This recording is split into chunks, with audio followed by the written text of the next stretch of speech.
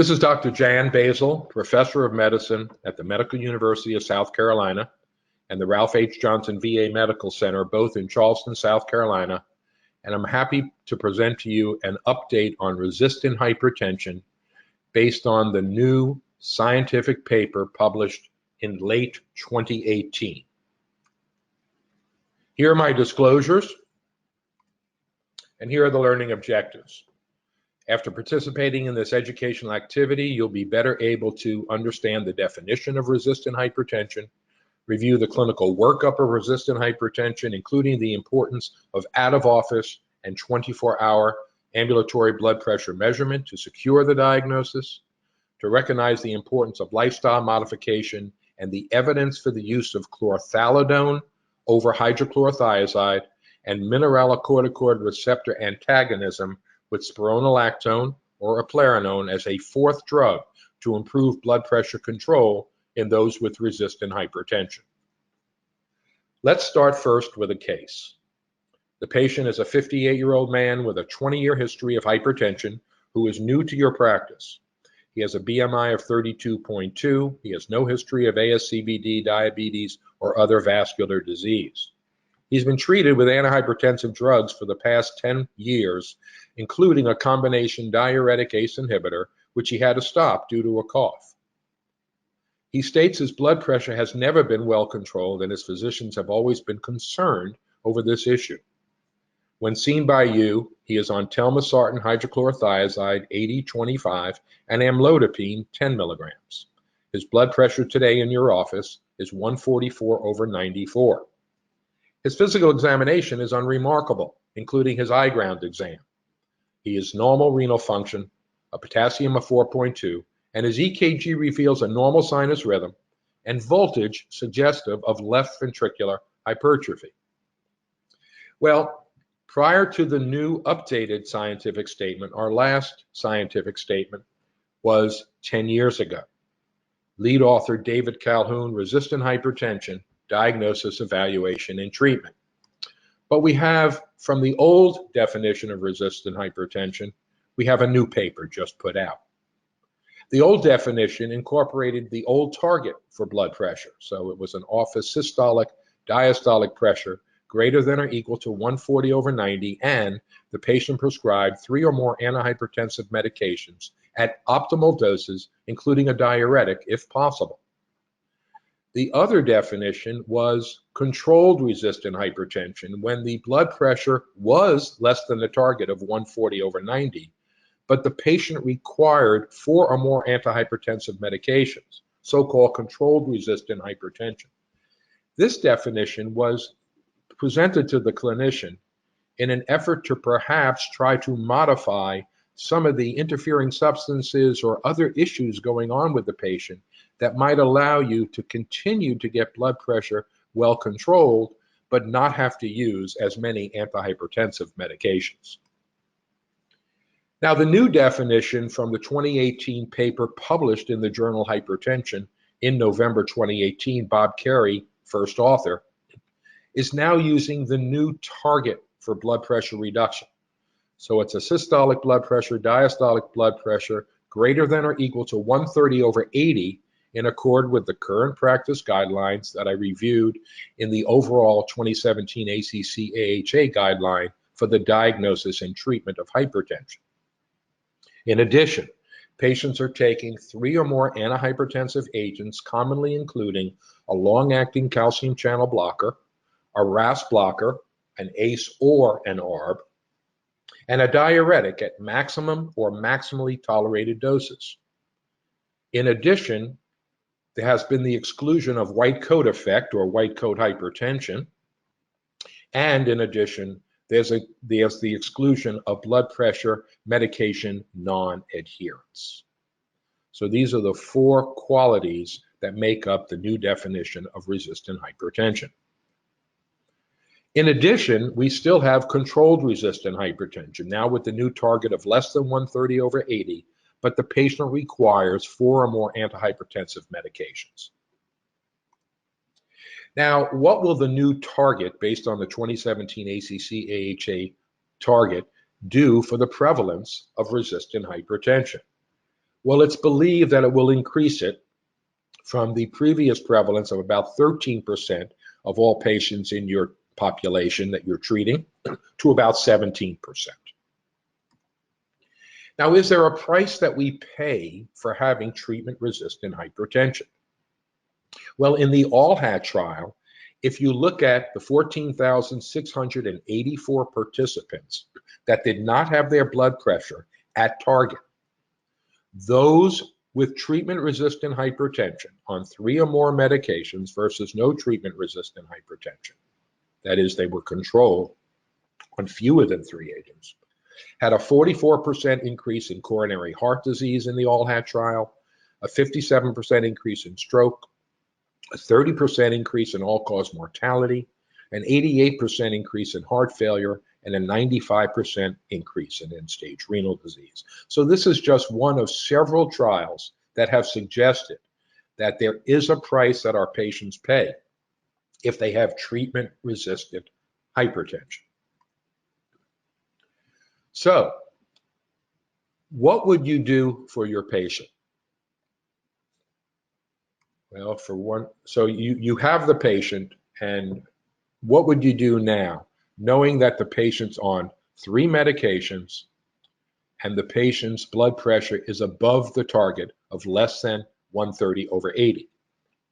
Would you perform a 24-hour ambulatory blood pressure monitor after administering his medications to him first thing in the morning to rule out a white coat hypertensive and non-adherence? Would you perform a CT scan to rule out an aldosteronoma? Would you draw plasma metanephrines and norepinephrines, order a sleep study, or refer the patient to a hypertension specialist? Well, I think the best answer is that you would perform a 24-hour ABPM after administering his blood pressure medications first thing in the morning to rule out white coat hypertension and non-adherence. Remember, there are added qualities to the new definition of resistant hypertension. We want to make sure the patient does not have white coat hypertension and they're not non-adherent. So, in the diagnosis of the patient with resistant hypertension, we first want to ensure accurate office blood pressure measurements. And the keys that are listed in the 2017 ACC/AHA guideline are summarized by step 1, properly preparing the patient. Step 2, use proper technique for blood pressure measurement. Step 3, take the proper measurements needed for the diagnosis and treatment of elevated blood pressure hypertension. 4, properly document accurate blood pressure readings, average the readings, and provide the blood pressure readings to the patient. And this has all been reviewed in depth in my webinar available for you to listen to on the 2017 ACC/AHA guideline. In addition, you want to exclude pseudo-resistance. In other words, they seem as if they're resistant, but they really have pseudo-resistance because they're non-adherent to the prescribed antihypertensive regimen. And just as an example, this is the Diener hypertension trial, a renal denervation trial where patients were double-blindly randomized for blood pressure reduction to renal denervation versus no renal denervation. And as you can see here, in which patients were instructed to take their medications, and the medications were radio labeled with fluorescence so that we could detect if they were taking their medications in their urine. And here you can see that 50% of the patients are either partially adherent or non-adherent to their medication.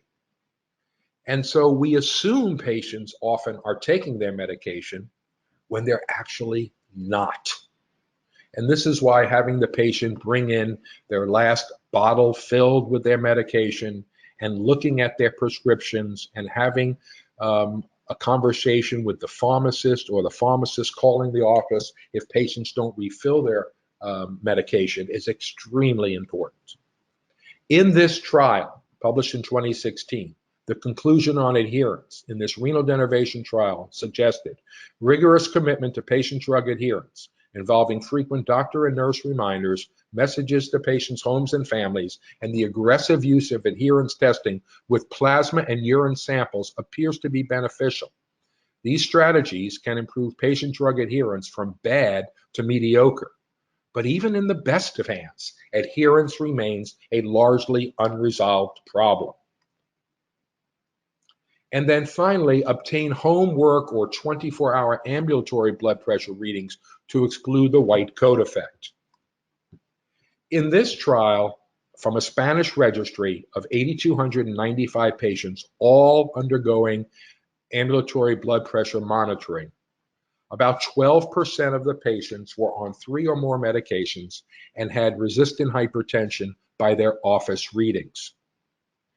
On the right side of the slide, when they had 24-hour ambulatory measurement, overall, about 4% of the 12% had white coat resistant hypertension, and 2/3 had true, or 8% overall, had true resistant hypertension. So the office reading sometimes does not reflect the 24-hour readings, and that's why we recommend in resistant hypertension how important a 24-hour ambulatory blood pressure monitor may be. Now, the 24-hour ambulatory blood pressure monitor has been recommended in many guidelines, including by the United States Public Service Task Force in 2015. Although they used office blood pressure as a screening test, as the new guideline does, they confirmed the diagnosis with out-of-office blood pressure readings prior to the initiation of the antihypertensive therapy. This was a grade A recommendation going back to 2015 by the United States Public Service Task Force. And they stated that ambulatory blood pressure monitor was the reference standard, but use home blood pressure monitoring when ABPM is not available. So clearly we need ABPM to be more available, but if it's not, we have to get home monitoring when it's not. Now, ambulatory blood pressure monitoring is like a Holter monitor of blood pressure. It allows you to have multiple readings over the course of 24 hours, usually every 15 to 20 minutes while awake and every 30 minutes while asleep. It's superior to office blood pressure in predicting outcomes, and it's considered to be the non-invasive gold standard for blood pressure monitoring. ABPM has been recommended to confirm the diagnosis of hypertension since 2011 by the British and the National Institute of Clinical Excellence, or NICE guideline, in 2013 by the European Society of Hypertension, in 2016 by the Canadian Hypertension Education Program, and as I stated, in 2015 by the United States Public Service Task Force. So the first thing we have to do in patients that appear to have resistant hypertension is to exclude pseudo-resistance. Make sure the measurement is accurate. Make sure there is not a white coat effect. Make sure the patient is adherent to their regimen. And make sure that they're on a proper regimen, including a RAS blocker, ACE or ARB, thiazide-like diuretic, and a calcium channel blocker. Once that is done, you can exclude pseudo-resistance and look at the patient as having true resistant hypertension. Now, there are multiple causes of true resistant hypertension. First, we want to rule out secondary or reversible causes of their hypertension. We want to look for drug-induced or other interfering substances that may be elevating their blood pressure and causing resistant hypertension. They may have volume overload from their sodium intake, from chronic kidney disease or inadequate diuretic therapy. They may have evidence of aldosterone excess or associated conditions, such as obesity, which makes it more difficult to control blood pressure, excess alcohol intake, sleep apnea, or we may be suffering from clinical inertia, where we're not up-titrating the dose of medication to an appropriate dose or not using an added medication that could help control their uncontrolled blood pressure. Now, when you look at the resistant hypertension paper, the causes of secondary hypertension, there are common and uncommon causes. The common causes are renal parenchymal disease and renal vascular disease, but most common is felt to be obstructive sleep apnea. Second most common is primary aldosteronism. Drug or alcohol-induced secondary causes are common, and uncommon causes are a pheochromocytoma or paraganglioma, Cushing's syndrome, hypothyroidism, hyperthyroidism, a coarcted primary hyperparathyroidism, congenital adrenal hyperplasia, mineralocorticoid excess syndromes other than primary aldosteronism, and acromegaly. In terms of the screening test in resistant hypertension to rule out secondary hypertension, one can get a TSH with or without a free T4, plasma or 24-hour urinary fractionated metanephrines. Some clinicians like to use the plasma seeded metanephrine. Others like to get the 24-hour urinary fractionated metanephrines. Metanephrines, as opposed to normetanephrines, are rarely falsely positive. In terms of primary hyperaldosteronism, you want to have an elevated plasma aldo level of 15 to 16 with an aldo-renin ratio elevation of greater than 20. But remember, the plasma renin level can be low just based on the medications that the patient's on, and that can often cause a falsely elevated aldo-renin ratio, and one wants to make sure that the plasma aldo is elevated as well. In terms of Cushing's disease, an overnight DEX suppression test, rule out hyperparathyroidism with a PTH, chloride phosphorus ratio, calcium level, of course, is the most common reason to suggest hyperparathyroidism with hypercalcemia. Renal artery stenosis we'll talk about in a little more depth. Depending on the expertise of the individuals, the radiologists in the local community, you may go with a duplex ultrasound or a magnetic resonance angiogram or CT angiogram. And then for sleep apnea, if they have a positive Epworth sleepiness score, based on the history, or you could suggest either polysomnography or an overnight oximeter. Now, let me just say a couple of words about renal atherosclerotic disease causing renal vascular hypertension. In this study, the CORAL study, the cardiovascular outcomes and renal atherosclerotic lesion study, published in 2014, we saw that for the combined primary outcome of renal and cardiovascular events, medical therapy alone was as good as stent plus medical therapy. So it's still unclear which patients should be worked up for renal vascular hypertension with atherosclerotic disease versus just pursuing good medical therapy. We'll mention that in a couple of minutes. Remember, for fibromuscular disease, usually seen in younger patients with the coiling of the vessel on angiogram, clearly renal stenting has been shown to change the natural history of that disease, unlike atherosclerotic disease. In the 2017 ACC-AHA guideline, it's recommended as a Class 1A recommendation that medical therapy is recommended for adults with atherosclerotic renal artery stenosis. However, in adults with renal artery stenosis for whom medical management has failed, either they have refractory hypertension, their renal function is deteriorating, or they've had flash pulmonary edema or intractable heart failure, and those with non-atherosclerotic disease, including fibromuscular disease, it may be reasonable to refer the patient for consideration of revascularization, either with percutaneous angioplasty and/or angioplasty and stent placement. Now, what about the sleep apnea patient? This is a common cause of elevations in blood pressure. Here in this study, the Hyperco study, we can see that in a Spanish study of 194 patients with an apneic-hypopneic index of greater than 15, resistant hypertension, and obstructive sleep apnea, it was double-blindly comparing CPAP versus no CPAP. And the primary endpoint, the change in 24-hour mean blood pressure, was minimally changed. Yes, there was a greater prevalence of non-dipping in the study, right? However, you can see that the blood pressure reduction was minimally changed. Let me go over that again, Dylan. I'm just going to talk about the end there. You can see in the results of this study that the mean change in blood pressure with CPAP was modest, about a 3/3 change in systolic and diastolic pressure, although there was a greater prevalence of dipping achieved with CPAP.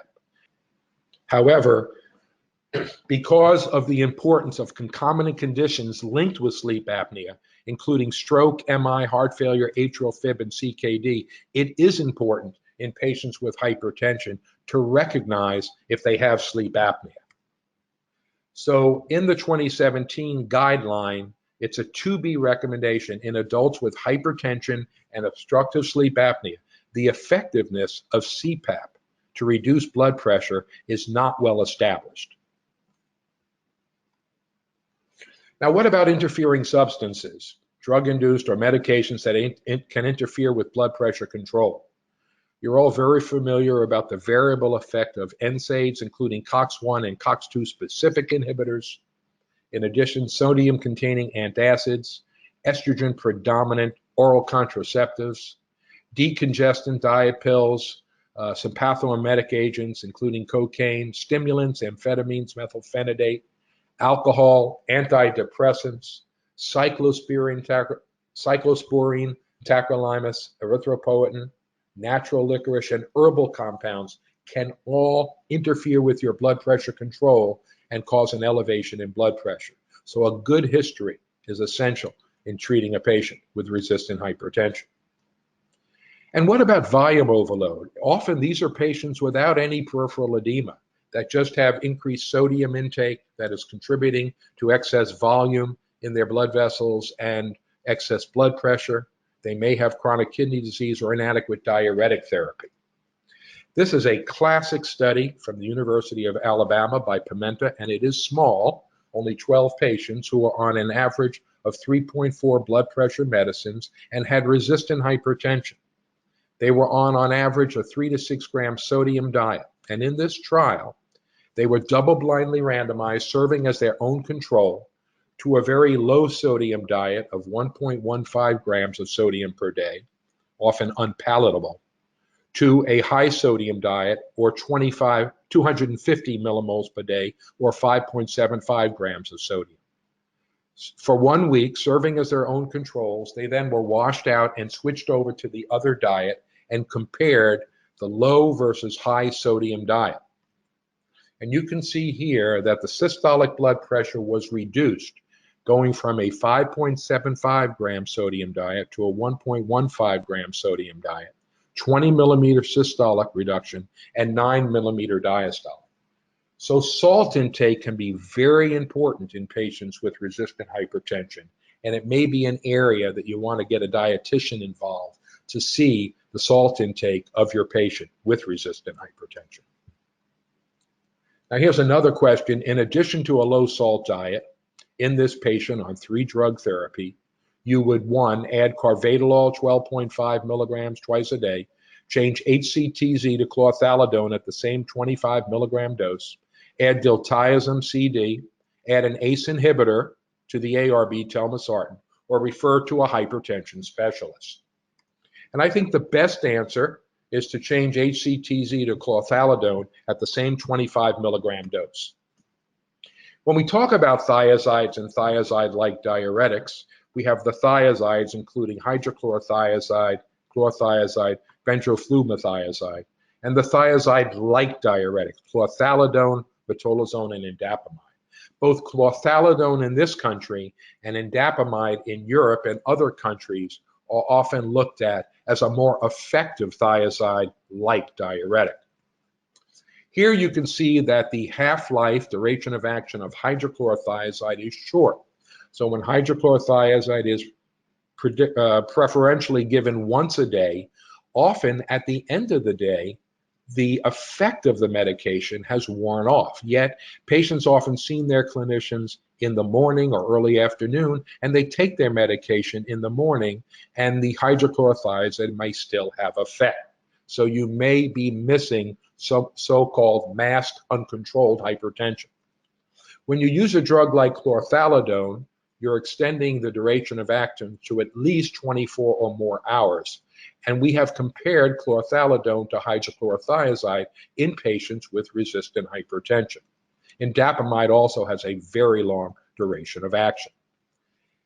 In clinical trials that have looked at outcomes with clothalowtone, you can see that they have predominantly used the doses we use in clinical practice, 12.5 to 25 milligrams per day. But in clinical trials that have looked at the benefits of hydrochlorothiazide, much higher doses than are used today with hydrochlorothiazide have been used. So perhaps when we went to low-dose thiazide diuretic therapy, perhaps we are now underdosing the evidence-based dose that is best for improving outcome with hydrochlorothiazide. Regardless of that, when you compare clothalowtone to hydrochlorothiazide for blood pressure lowering efficacy, and in this small trial using ABPM, they compared 25 of clothalowtone to 50 of hydrochlorothiazide. And as you can see on the mean 24-hour systolic blood pressure, there's a nice trend toward more blood pressure reduction with 25 of clothalowtone. For the daytime mean systolic, there's a trend toward more blood pressure reduction.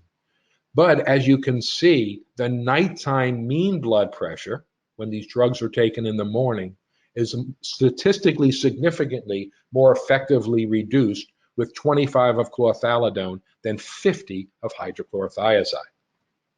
In addition, in a trial that switched hydrochlorothiazide to clothalowtone at the same dose, you can see that the mean blood pressure went from 152 on hydrochlorothiazide to 144 on clothalowtone, and more patients, significantly more patients, were now controlled on the clothalowtone at the same dose of the hydrochlorothiazide.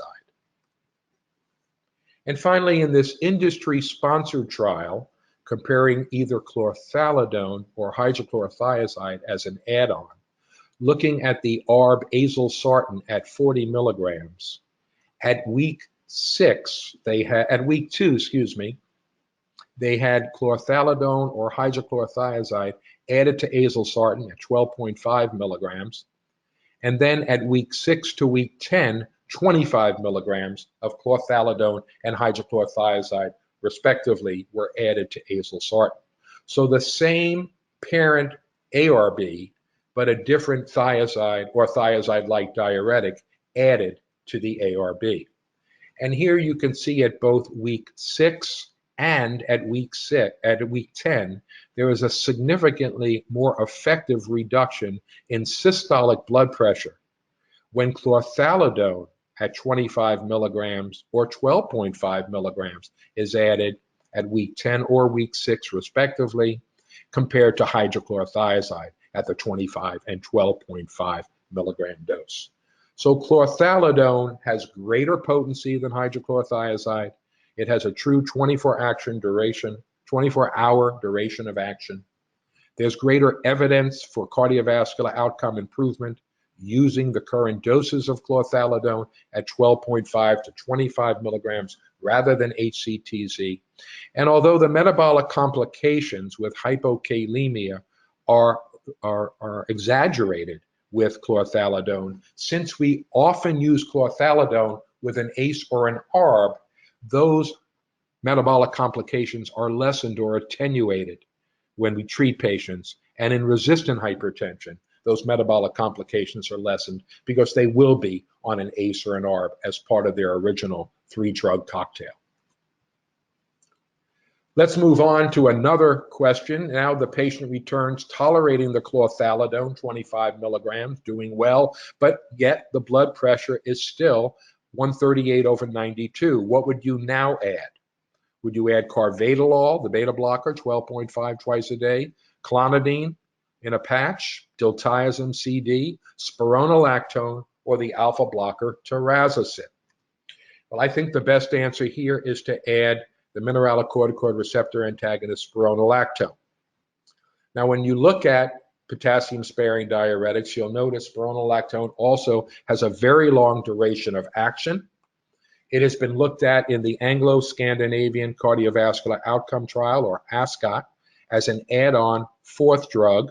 And you can see that when it was added on as a 4th drug, there was an almost 22 millimeter reduction in systolic blood pressure compared to placebo, and a 9.5 millimeter diastolic blood pressure reduction compared to placebo as a fourth drug, and only a 6% discontinuation due to adverse effects. So spironolactone at 25 to 50 milligrams in the Ascot trial was a very nice additive fourth drug. Another trial more recently done, published in The Lancet by Brian Williams, was the Pathway 2 trial.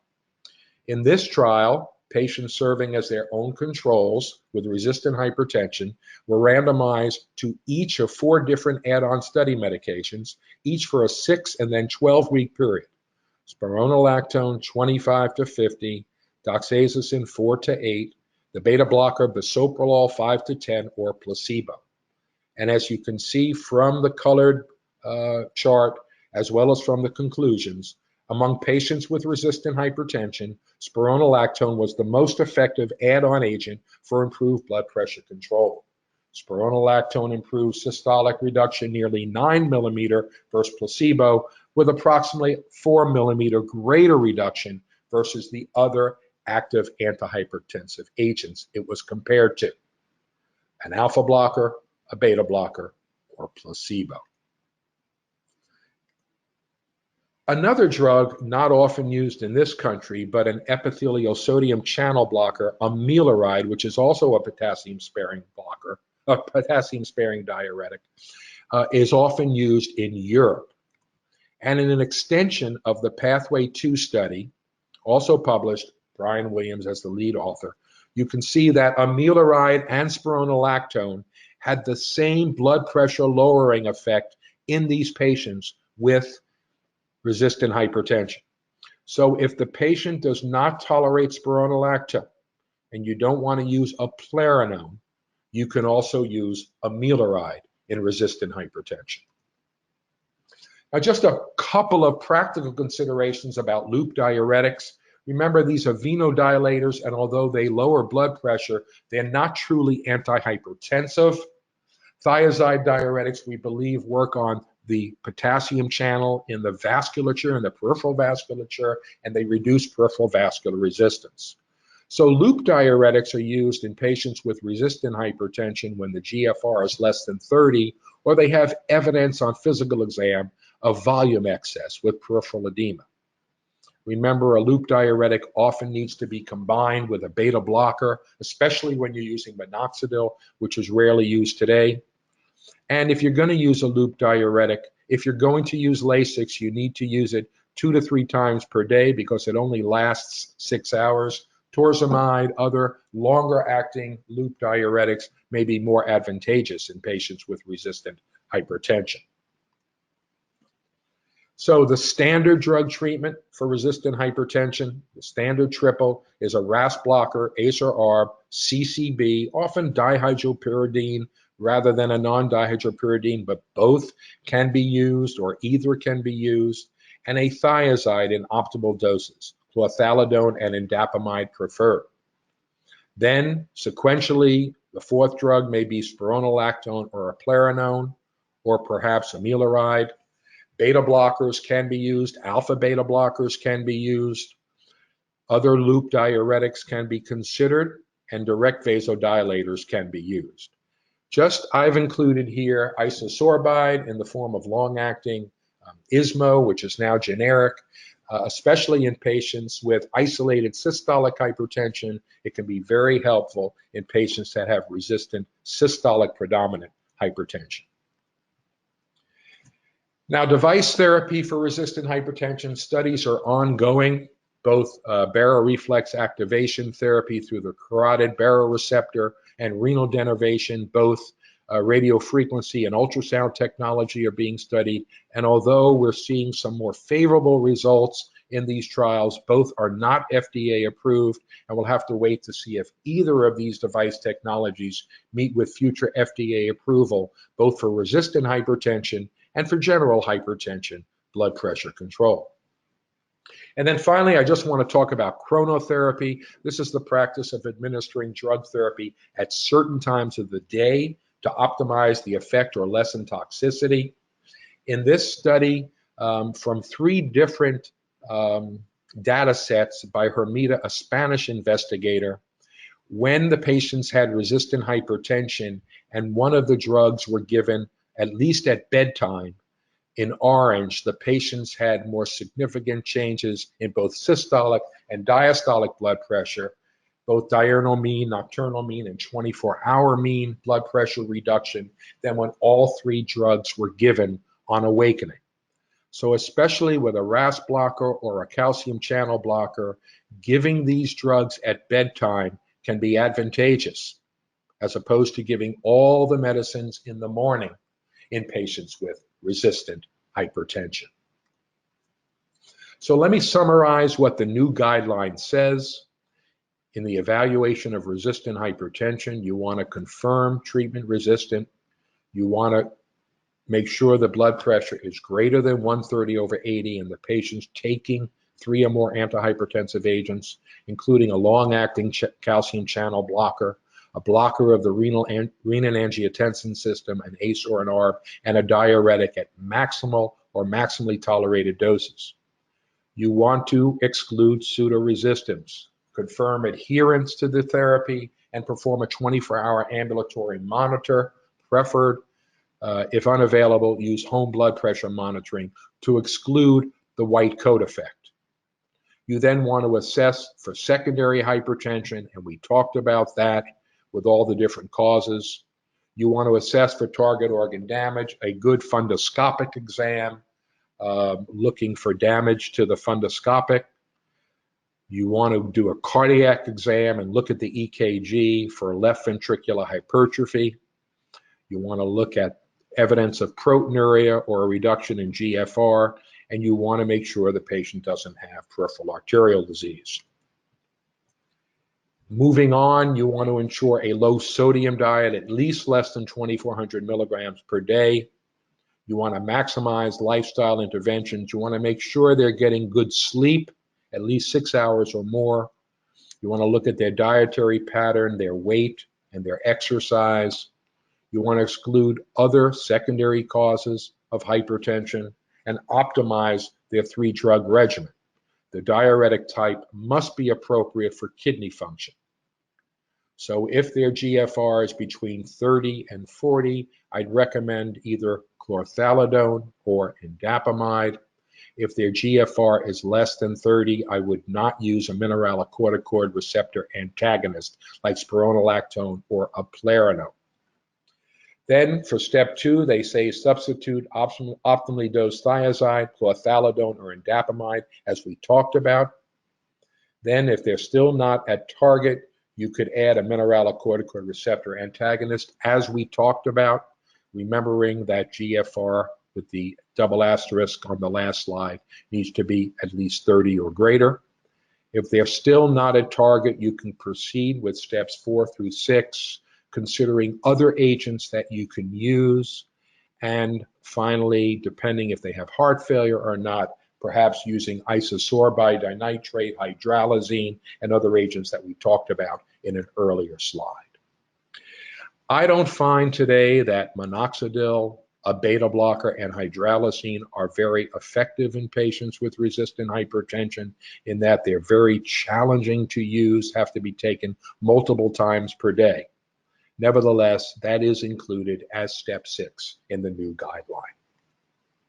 So what did we do with the patient? Well, although renal artery stenosis and other secondary causes of hypertension were considered, medical management was pursued and no further studied or lab tests were done. Spironolactone was started and he was seen monthly. After 2 months of normal potassium, sodium, and renal function, Spiro was increased to 25 milligrams per day.